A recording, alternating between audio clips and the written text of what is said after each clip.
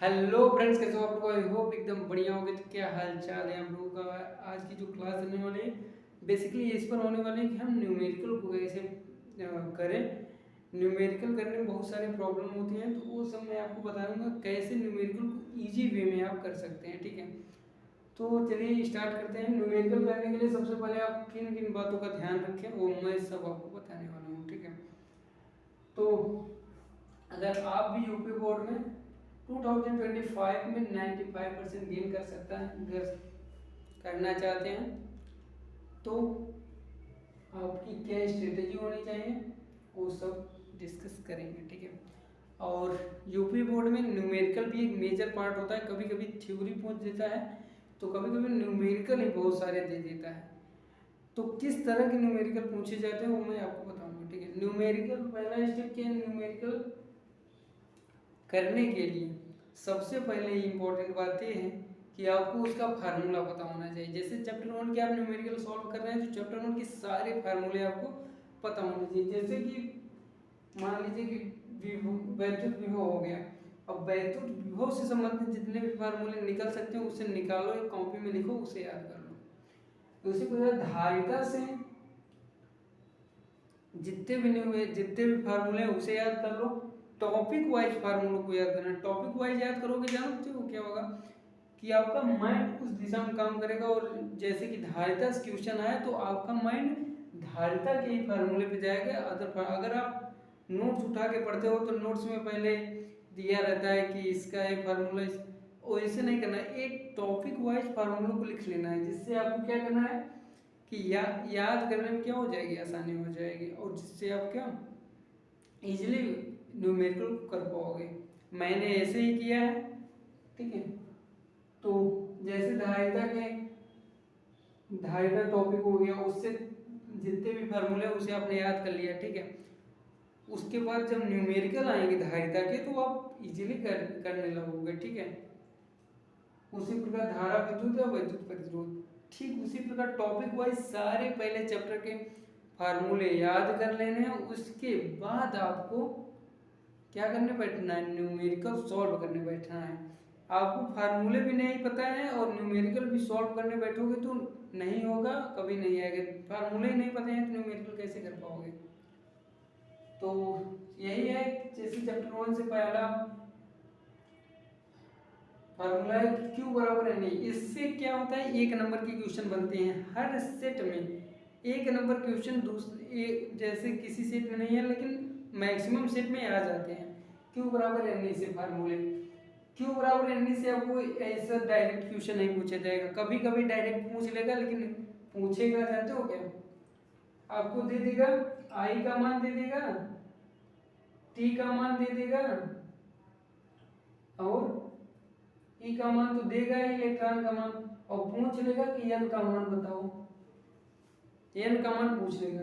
अब आप समझ ही नहीं पाओगे कि आई टी कहाँ से आ गया, इसका कौन सा फार्मूला लगाएं। तो आपको यह पता रहना चाहिए कि क्यू बराबर क्या होता है। क्यू बराबर होता है आई टी। क्यू बराबर आई टी होता है, यह आपको पता होना चाहिए। आई क्यू बराबर यहाँ आई टी आप पुट करोगे, बराबर एन ही कर दोगे।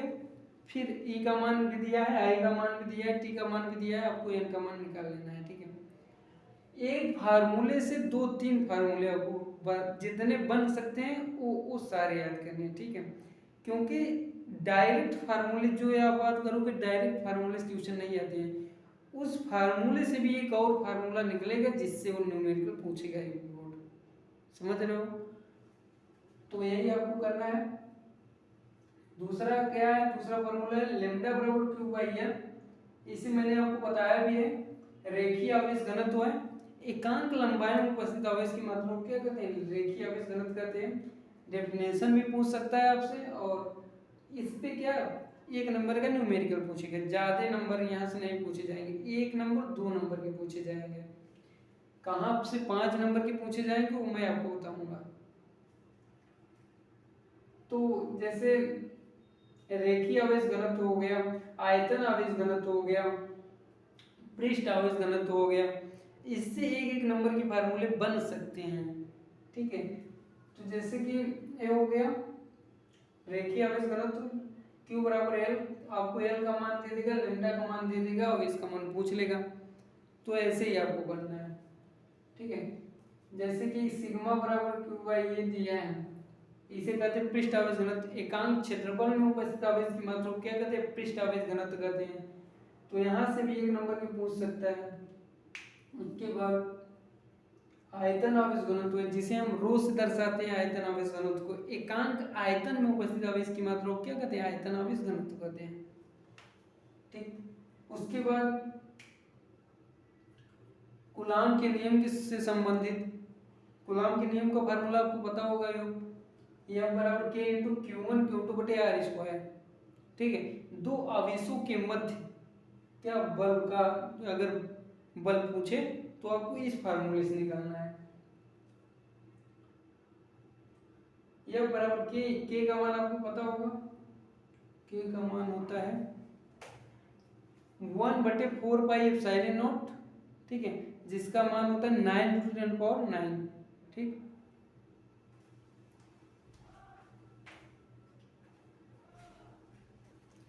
जिसका मान मैं यहाँ पे लिख के बता देता हूँ आपको। के यहाँ पे क्या है? के यहाँ पे नियतांक है, आप लोग पढ़े होंगे चैप्टर में। के यहाँ पे नियतांक जिसका मान होता है 1/4 पाई एप्सिलॉन नॉट, इसका मान क्या हो जाएगा? 9 × 10⁹।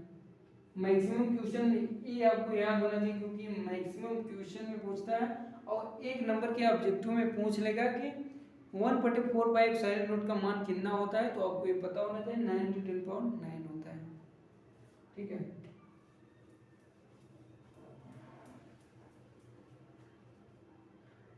ये चैप्टर 1 के सारे फार्मूले, वैद्युत विभव के सारे फार्मूले हैं और धारिता के सारे फार्मूले हैं। धारा विद्युत के सारे फार्मूले हैं, वैद्युत प्रतिरोध के सारे फार्मूले हैं। अगर इन फार्मूलों को आप तैयार कर लेते हो तो मुझे नहीं लगता है कि आप न्यूमेरिकल नहीं कर पाओगे।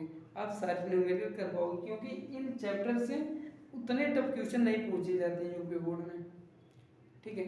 अगर टफ क्वेश्चन आपको किस चैप्टर से पूछे जाएंगे? टफ क्वेश्चन आपको चैप्टर 10 से चैप्टर 9 से पूछे जाते हैं सबसे ज़्यादा टफ, और चैप्टर 12 से आई थिंक पूछे जाते हैं।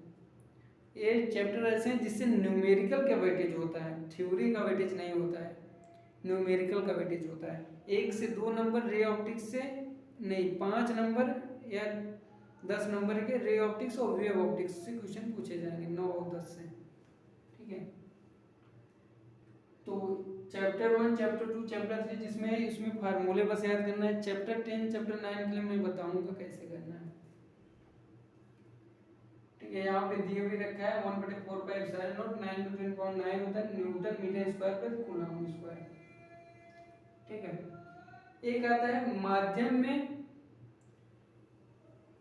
दूरी अगर पूछ ले, दो आवेशों के मध्य निर्वात में दूरी दे रखी है, ठीक है, और के का मान दे रखा है, के का मान दे रखा है, निर्वात में दो आवेशों के मध्य दूरी रखी है। और अगर आपसे पूछ ले कि माध्यम में दूरी बताओ दो आवेशों के मध्य, तो आपको बताना है आर स्मॉल आर मीडियम बराबर आर बटे क्या की, ये आपको याद रहना चाहिए, ठीक है। ये फार्मूला जनरली बताते नहीं, लेकिन मैं आपको बता दे रहा हूँ। अगर आपके टीचर बताए होंगे तो बहुत अच्छी बात है, लेकिन यहाँ से क्वेश्चन वही मैं बता रहा हूँ ना कि आपको न्यूमेरिकल सॉल्व करने के लिए एक न्यूमेरिकल से उससे जो फार्मूले, एक फार्मूले से उससे जो फार्मूले बन सकते हैं वो भी आपको पता रहना चाहिए। अगर वो नहीं पता है तो आप न्यूमेरिकल नहीं कर पाओगे, ठीक है। जैसे E बराबर क्या होता है? F बटे Q नॉट होता है। E बराबर क्या? वैद्युत क्षेत्र की तीव्रता बराबर F बटे Q नॉट होता है। F का मान दे रखा है, E का मान दे रखा है, तो आवेश का मतलब निकाल लोगे आप। लेकिन अगर E बराबर क्या होता है? E बराबर एक और भी फार्मूला होता है, V बटे D होता है, एक D के स्थान पे L भी होता है। तो ये भी आपको पता रहना चाहिए। ये फार्मूला वैद्युत क्षेत्र में है, लेकिन ये वाला जो फार्मूला है V बटे D, ये आवेश में है, क्या है? वैद्युत विभव में है, ठीक है। तो जैसे यहाँ पे दे दिया यहाँ पे मैं बता दे रहा हूँ, यहाँ पे कौन सा क्वेश्चन, कौन से न्यूमेरिकल पूछ सकते हैं। यहाँ पे ई बराबर बटे क्यू नॉट है, ठीक। अब आपसे पूछ लिया कि एफ का मान दे रखा है, क्यू नॉट का मान दे रखा है और डी का मान दे रखा है, दूरी का मान, ठीक है। आपसे पूछ लिया भी का मान बताओ। फार्मूला तो ई का है, फार्मूला ई का है। अब भी का मान कैसे यहाँ से निकालोगे? अगर आपको ये फार्मूला अगर आपको पता होगा ई बराबर वी बाई डी, तो यहाँ आपको ई के स्थान पे वी बाई डी पुट कर देना है। एफ का मान दिया है, क्यू नॉट का मान दिया है, डी का मान दिया है, तो आपको क्या निकालना है? भी का मान निकालना है, ठीक है। अब यहाँ पे क्या, वैद्युत ध्रुव आघूर्ण